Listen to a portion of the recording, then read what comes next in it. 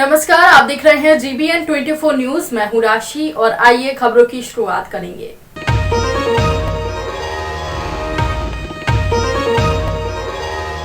जोड़ापोखर थाना प्रभारी राजदेव सिंह ने धनबाद SSP के दिशा निर्देश पर गुरुवार की संध्या डिगवाडीह बालू लाइन और गुप्ता टोला में छापेमारी कर 12 लाख रुपए की रैपर, कच्चा स्प्रेट, खाली शीशी, ढक्कन, झारखंड सरकार का लोगो लगा स्टिकर आदि सामग्री जब्त की। वहीं मिनी फैक्ट्री संचालक संतोष चंद्रवंशी को हिरासत में लिया गया है, जबकि अन्य सहयोगी भागने में सफल रहे। पुलिस ने बताया कि विदेशी शराब मैकडोवेल नंबर 1 का 250 sticker, Royal Stag 98, Imperial Blue का 68 रैपर, डिप्लोमेट 80 और देशी शराब दबंग और किंग गोल्ड का 300 रैपर, 4 पेटी देशी शराब, 70 लीटर कच्चा स्प्रिट, 12 पेटी विदेशी शराब आदि सामग्री जब्त की गई है। वहीं गुप्ता टोला के रहने वाले विनू कुमार गुप्ता के यहां से 5 पेटी अंग्रेजी शराब जब्त की गई है, जबकि वो भी भागने में सफल रहा। वहीं डिगवाडीह बाजार के रहने वाले जीवन के घर में छापेमारी की, लेकिन सूचनाएं लीक होने के कारण पुलिस को खाली हाथ लौटना पड़ा।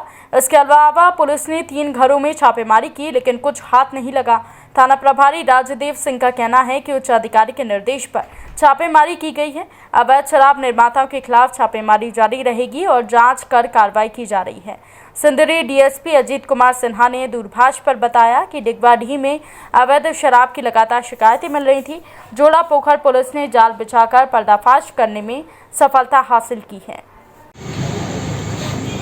गुप्त रूप से सूचना मिली थी कि बालू लाइन में और डिगवाडीह में कुछ लोग अवैध रूप से शराब बना रहे हैं, बेच रहे हैं, जो समाज के लिए बहुत खतरनाक है।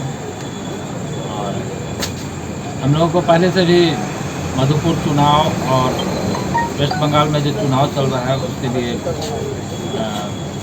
ये हम लोग उसी से आज छापामारी में निकले थे। गुप्त सूचना के आधार पर संतोष चंद्रवंशी हैं, डिगवाडीह खटवार बस्ती में, उनके घर में रेड किया। उनके घर से काफ़ी मात्रा में अंग्रेजी शराब, देसी शराब, महुआ की शराब के 35 लीटर करीब 30 लीटर जार में मिला है। और उनके यहाँ एक चीज़ और मिला है कि शराब को रंगीन करके और बोतल में भर के डुप्लीकेट करके बना करके बिक्री करने का बनाने का सबूत, रैपर मिला है और कॉर्क मिला है, जो बोतल को में मतलब डुप्लीकेट शराब भर के और उसमें पंच करके उसको पंच करने का रैपर मिला है नया। उसके बाद और मिला है काफ़ी संख्या में रैपर मिला है, करीब 400-500 और 400-500 की संख्या में कॉर्क मिला है। गिरफ्तारी भी हुई सर, कॉर्क मिला है, जिससे उसको बोतल बनाया जाता है। और मौके पर संतोष चंद्रवंशी को गिरफ्तार किया गया है। और उसके बाद फिर विनय गुप्ता के यहाँ रेड किया गया। उनके यहाँ से भी काफ़ी मात्रा में अंग्रेजी शराब मिला है, लेकिन विनय गुप्ता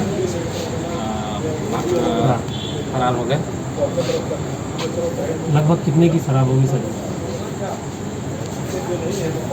अब इस शराब का मूल्यांकन करने पर पता चलेगा, लेकिन करीब 2.5-3 लाख की शराब।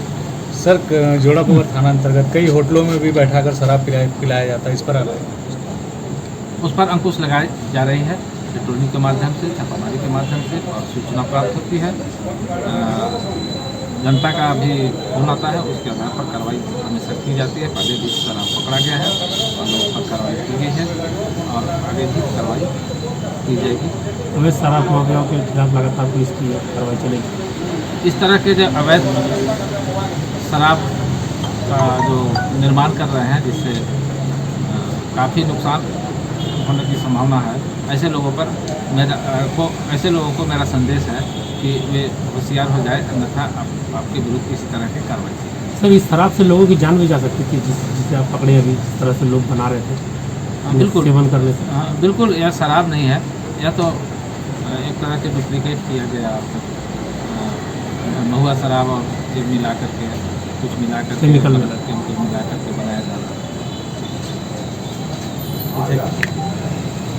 महिला कृषकों को स्वावलंबी बनाने के लिए हजारीबाग भूमि संरक्षण अनुसंधान केंद्र डेमोटान में महिलाओं को ट्रैक्टर चलाने और नई तकनीक से खेती करने का प्रशिक्षण दिया जा रहा है। 5 दिवसीय प्रशिक्षण शिविर में प्रशिक्षु महिलाएं कृषि फॉर्म में ट्रैक्टर से खेतों की जुताई करना सीख रही हैं। विभिन्न जिलों से प्रशिक्षण लेने आई महिलाओं ने बताया कि यहां पर नई तकनीक से खेती करने के अलावा ट्रैक्टर चलाने का प्रशिक्षण दिया जा रहा है। ये महिला कृषकों के लिए एक उम्मीद की नई पहल है। भूमि संरक्षण अनुसंधान और प्रशिक्षण केंद्र डेमोटांड में प्रशिक्षण लेने पहुंची धनबाद जिले की महिला कृषक ने बताया कि उन्होंने यहां ट्रैक्टर चलाने का प्रशिक्षण लिया। 5 दिनों में प्रशिक्षण पूरी तरीके से हो गया। ट्रैक्टर चलाना तो नहीं सीख पाई, लेकिन ट्रैक्टर की सीट पर बैठकर चलाने की हिम्मत जरूर आ गई। उन्होंने कहा कि अब पूरी तरीके से ट्रैक्टर चलाना सीखकर खुद अपने खेतों की जुताई करेंगी।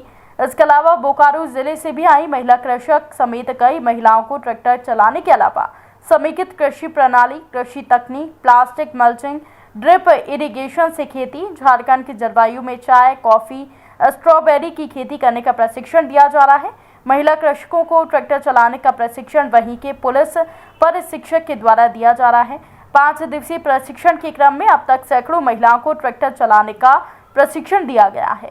इस प्रशिक्षण में उप मुख्य कार्यपालक अधिकारी जैस्मिन राजेंद्र किशोर ने कहा कि केंद्र में कोविड-19 की गाइडलाइन का पालन करते हुए प्रशिक्षण कार्यक्रम चलाया जा रहा है और महिलाओं को स्वावलंबी बनाने के लिए उन्हें ट्रैक्टर चलाने का प्रशिक्षण दिया जा रहा है। मेरा नाम है रेखा देवी, मेरा गांव का नाम है सोनपुरा पंचायत और मेरा ब्लॉक है कसमार और जिला है बोकारो।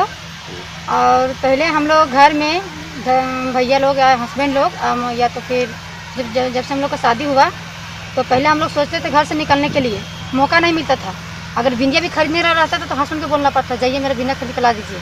लेकिन घर से मतलब निकलने का हम लोग को तो अवसर मिलता था नहीं था। जब से जैसलमेर जब से हम लोग खुला है, जब से हम लोग समूह में जुड़े हैं दीदी, तो समूह बना, उसके बाद ग्राम संगठन बना, उसके बाद संकुल संगठन बना। उसके बाद हम लोग को अवसर मिला ये AKM का द्वारा, मतलब दीदी लोग ग्राम संगठन चुना गया हम लोग को, तो मतलब हम लोग को चुना गया AKM के द्वारा, तो हम लोग को काम ट्रेनिंग भी मिला, हम लोग ट्रेनिंग भी लिए। उसके बाद ट्रेनिंग लेने के बाद हम लोग को मतलब अपने आप में बहुत गर्व महसूस हो रहा है, जो हम लोग अब हम लोग आगे बहुत बढ़ चुके हैं, भैया लोग से भी ज़्यादा हम लोग आगे बढ़ चुके हैं। और 5 दिन के हम लोग उद्देश्य से आए हैं सीखने के लिए, तो हम लोग को मतलब मिनी ट्रैक्टर हम लोग चलाने का हम लोग को अवसर मिला। कैसा लग रहा है? बहुत अच्छा लग रहा है, अपने आप में हमको बहुत गर्व महसूस हो रहा है। क्या नाम हुआ? रेखा देवी। नमस्कार, मेरा नाम रेखा कुमारी है और हम लोग का मेन उद्देश्य है ट्रैक्टर चलाना। जब पहले हम लोग का घर से निकालने के लिए नहीं दिया जाता था, अवसर ही नहीं मिलता था। और खेती जब हम लोग का मतलब दादा सब बाहर में चले जाते थे तो खेती करने के लिए हम लोग को सोचना पड़ता था। कहीं कहीं खेत ऐसा रहता था जो ऐसा ही रह जाता था, उपज नहीं होता था। अब हम लोग का मेन उद्देश्य यह है कि हम लोग यहाँ पर आके 5 दिन का प्रशिक्षण लेके हम लोग को यह सीखने का मिला कि हम लोग मिनी ट्रैक्टर चला के अपना उद्देश्य को पूरा करेंगे और भारत में नई तकनीकी का अनुभव पूरा किया। 5 दिन यहाँ पर प्रशिक्षण ला के और हम लोग को सीखने को यह मिला कि हम लोग खुद का ट्रैक्टर चला सकते हैं और खुद का खेती अपने आत्मनिर्भर बने और अपने खुद का खेती ही करेंगे, दूसरे पर निर्भर नहीं रहेंगे। पहले हम लोग को यह होता था ना भैया सब कि हम लोग को पहले घर से नहीं निकलने देते थे, बैंक लेन देन का भी हम लोग को बैंक का अवसर नहीं मिलता था जाने के लिए। लेकिन हम लोग इतना आत्मनिर्भर हो गए कि अब निकलने का पूरा अवसर मिला, पूरा घूमते हैं और देखते हैं कि किस तरह का नई तकनीकी से खेती किया जाता है, किस तरह का करेंगे हम लोग। और गाँव में अच्छा, कभी आप सपना में सोचे थे कि ट्रैक्टर चलाइए? हम लोग कभी ये सपना भी नहीं सोचा था कि ट्रैक्टर चलाएंगे या फिर कहीं घर से बाहर निकलने के लिए हम लोग को मौका या अवसर मिलेगा जाने के लिए। बस ट्रैक्टर का जानकारी ये दिया जा रहा है कि उनको योजना में दिया जाएगा, ये योजना में दिया जा रहा है सॉइल कंजर्वेशन से। लेकिन यहाँ अगर मानते हैं कि वो ट्रैक्टर पर बैठती हैं तो उनका तो सिर्फ एक मैंने जो चलाने का और एक भय उनका ये हो जाएगा कि हम भी ट्रैक्टर चला सकते हैं, हम भी ये कर सकते हैं। ऐसे पहले था महिला का कि हम नहीं कर सकते हैं, तो महिला को हम लोगों ने प्रोत्साहित किया कि भाई आप भी कर सकती है। और काफ़ी महिला उत्साहित है, वो ज़्यादा चाहती है कि हम ट्रैक्टर का एक जो है परिचालन ज़्यादा करें। लेकिन एक ग्रुप को एक सेक्टर में 2 बार का समय मिलता है रोटेशन में, 5 दिन का है, तो 2 बार एक ग्रुप को 2 बार मिला। सर क्या इसके पहले भी कभी महिलाओं को ट्रैक्टर चलाना सिखाए थे आप लोगों ने, ट्रेनिंग दिया? जी जी जी जी जी जी हमारा ये 3rd बैच है और 3rd बैच है। पहले भी हम लोग ये करते हैं, पहला दिन हम लोग ट्रेनिंग देते हैं, उसके बाद दूसरे दिन जब ग्रुप आता है उसको हम लोग देते हैं कि भाई मोबिल कैसे चेंज कीजिएगा, उसमें डीजल कैसे ये कीजिएगा, मैकेनिकल जो थोड़ा बहुत त्रुटि है उसमें आप कैसे नापिएगा, कैसे ये कीजिए। मोटा मोटी तो थोड़ी सी जानकारी होनी चाहिए उसको पार्ट्स के बारे में, बहुत ज़्यादा नहीं लेकिन थोड़ा बहुत हम लोग उसके बारे में, कि ये नहीं रहे कि उसके सामने ट्रैक्टर आ जाए तो महिला ये कि हम कुछ नहीं जानते। कितना उत्साह है मैडम महिलाओं में? महिलाओं बहुत उत्साह है, महिला तो चाहती है कि ज़्यादा ट्रैक्टर ही हम चलाएं, इतना उत्साहित है कि अगर उनको जो अगर छोड़ दिया तो दिन भर वो ट्रैक्टर ही चलाएंगे। कहाँ से आई है सर? ये आपका बोकारो से आई है और धनबाद से, ये 2 जगह से, 2 जिला के हम लोग ले रहे हैं, दोनों जगह से आई है। ये SLPS के ग्रुप की महिला है और आपका कुछ किसान भी हैं जो आपका आए हैं, हम लोग भी काफ़ी उत्साहित हैं। और लर्निंग रामगढ़ के क्षत्रिय धर्मशाला जमीन विवाद में आग से झुलसे मनोज पांडे की रिम्स में मौत के बाद घर में मातम छाया है। परिजनों ने प्रधानमंत्री से न्याय की गुहार लगाई है। बता दें कि 2 अप्रैल को जमीनी विवाद को लेकर जमीन माफियाओं के साथ मनोज पांडे और उसके परिजनों के साथ झगड़ा हुआ था। उसने रिम्स अस्पताल में अपने बयान में जमीन माफियाओं पर मिट्टी पर तेल के डालकर आग लगाने की बात की थी। इस पूरी घटना में जमीन माफियाओं के साथ रामगढ़ पुलिस की भूमिका भी कटघरे में खड़ी थी। मृतक का आरोप था कि सारा खेल पुलिस के संरक्षण में हुआ है। उसके बाद इसकी जांच IG प्रिया दुबे और रामगढ़ SP के नेतृत्व में एक जांच टीम गठित की गई। जांच के दौरान रामगढ़ के थाना प्रभारी विद्याशंकर को इस घटना का दोषी मानते हुए तत्काल निलंबित कर दिया है, लेकिन अब तक इस घटना में शामिल जो अभियुक्त हैं वो पुलिस की पकड़ से बाहर हैं। इस पर कई सवाल खड़े हो रहे हैं। इस मामले में जिले के SP ने बताया कि जैसा कि आप लोग जान रहे हैं, आगजनी की घटना हुई थी, उसमें जख्मी मनोज पांडे की रिम्स में मौत हुई है। उनका शव लाया गया है, अंतिम क्रिया होती है वो किया जा रहा है। इसी संदर्भ में मनोज पांडे की माता के द्वारा रामगढ़ थाना में कांड दर्ज कराया है। प्राथमिकी के बाद जो अनुसंधान करता है उसका दिशा निर्देश दिया जा रहा है। इसकी उच्च स्तरीय जांच चल रही है। मामले में जो भी दोषी होगा उन्हें कड़ी से कड़ी सजा दी जाएगी। वहीं मृतक के घर पर सन्नाटा पसरा हुआ है। मृतक के परिजन न्याय के लिए देश के प्रधानमंत्री से गुहार लगा रहे हैं। पूरे मामले को लेकर क्षत्रिय महासभा के अध्यक्ष कमलेश्वर सिंह ने बताया कि वो अक्सर मनोज पांडे के घर से विवाद होता रहता था, लेकिन मनोज पांडे को आग कैसे लगा ये हम लोगों को मालूम नहीं है। सर, उनको सामने में किरासन तेल डाल के जलाया गया है और उनकी भाभी को भी बहुत सारा गाली गलौज भी किया गया है। आँख के सामने में जलाया गया है। अब प्रशासन भी साथ में थे। क्या चाहते हैं? हम चाहते हैं बस हमको इंसाफ चाहिए, इंसाफ करवा दीजिए कि जो फैसला जो भी लीजिए आप लोग सही फैसला करवाइए, यही हमसे निवेदन है। तो क्षत्रिय महासभा आज से करीब 15-20 साल पहले से बना हुआ और इस पर उसने दावा किया है कि ये हमारी ज़मीन पे बना है, जो सरासर गलत है। इसका केस भी चल रहा है 144 और SDO कोर्ट, सारे कोर्ट में वो हार चुका है। अभी टाइटल सूट चल रहा है। अभी विगत 1.5-2 वर्षों से वो वहाँ पर एक पान की गुमटी लगाया जहाँ असामाजिक तत्व एकदम भरे पड़े रहते हैं। उनका गांजा का, दारू का ये सब अड्डा बना हुआ है, जिससे कि हम लोग का धर्मशाला में बहुत नुकसान हो रहा था। इसलिए हम लोगों ने उसको बार बार मना किया, लेकिन वो दिन पर दिन बढ़ते हुए हमारे छत के नीचे ही कब्जा करना शुरू कर दिया और साथ में अपना टेम्पू लगा देना, गाय बांध देना, नाद रख देना, खुद सोए रहना। तो इसको हम लोगों ने बहुत मना किया। पहले तो हट भी जाता था, अब विगत 2 महीने से हटना बोला, ये मेरा ज़मीन है, हटना ही छोड़ दिया। तो मना किया, गाली गलौज करने लगा और स्वयं पर तेल छिड़क कर आग लगा ली, जो कि वहाँ सारे मजदूर हल्ला करने लगे। तब उनके परिवार वाले ही उठाकर उसके अस्पताल ले गए। उसमें जैसा आप लोग जान रहे हैं कि जो आगलगी की घटना हुई थी उसमें जख्मी मनोज पांडे की मृत्यु कल शाम को हो गई थी रिम्स में इलाज के दौरान। उनके शव को आज उनके घर पर लाया गया है और जो अंतिम क्रियाक्रम होता वो की जा रही है। उसी संदर्भ में मनोज पांडे के माताजी के द्वारा रामगढ़ थाना में एक आवेदन देकर के कांड दर्ज कराया गया है।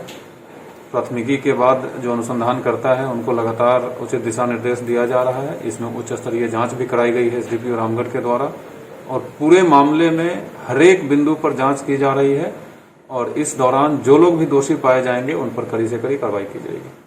खूंटी जिले के समाहरणालय भवन के अंतर्गत विभिन्न कार्यालय में पदस्थापित पदाधिकारी कर्मियों का कोरोना से संक्रमित पाए जाने के बाद उस परिसर को प्रशासन ने कंटेनमेंट जोन घोषित किया है।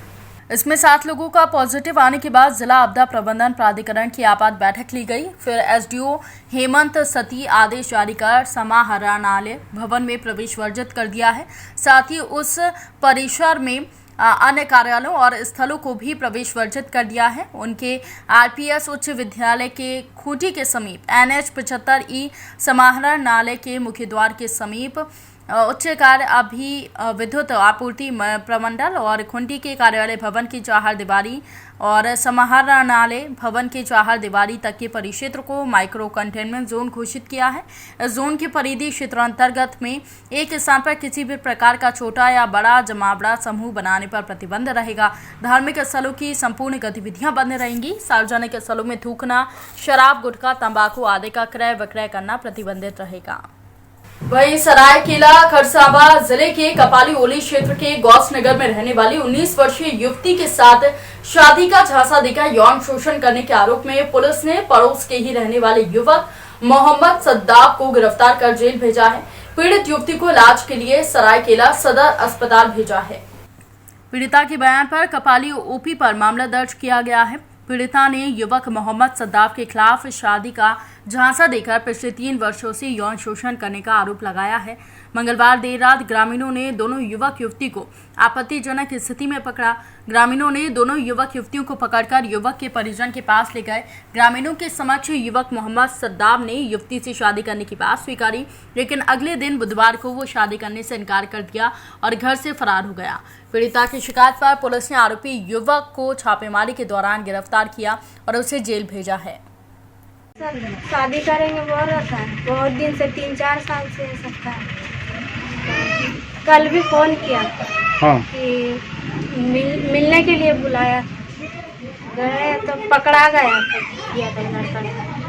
तो शादी करेंगे बोल रहा था, रात में यहीं करेंगे। और फिर अपना घर किया तो बोला नहीं करेंगे। मम्मी अब्बू लोग भी नहीं माने। कितना दिन से बोल रहा था कि शादी करेंगे बोल के? 3-4 साल से बोल रहा था। लड़का घर में रहता है, कपड़ा दुकान खोला था, फिर बंद कर दिया। फिर अभी कहाँ गया मालूम नहीं। क्या नाम है लड़का? सादाब नाम है, सादाब। ये तो बगल में गली में, मतलब पकड़ा गए थे और बस्ती का लड़का को पकड़ा था तो मारा खूब। किसको मारा? वो लड़के। फिर क्या बोला लड़के? बोल रहा था शादी करेंगे। अभी क्या बोल रहे हैं? अभी बोल रहा नहीं करेंगे। क्या नाम है आपका? किस? आपका क्या नाम है? चांदनी।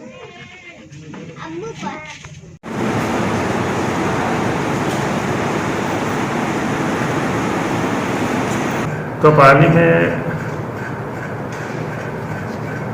एक लड़की है, उसको पास के लड़के सदाब से दोस्ती थी। दोस्ती के दौरान ही ये लोग को गार्जियन ने आपत्तिजनक स्थिति में देखा तो शादी का दबाव दिया, किंतु शादी के लिए लड़का तैयार नहीं हुआ।